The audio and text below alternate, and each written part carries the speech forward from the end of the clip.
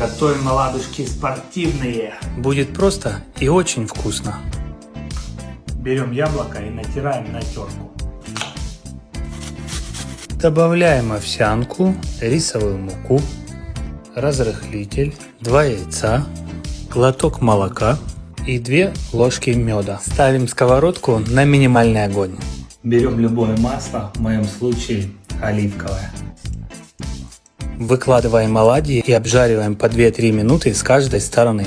Пока оладьи чилят на сковородке, занимаемся сиропом. Миксуем голубику, мед, немного воды и ставим на медленный огонь.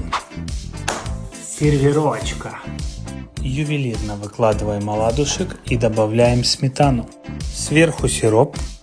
Повторяем эти действия столько раз, насколько хватит аппетита.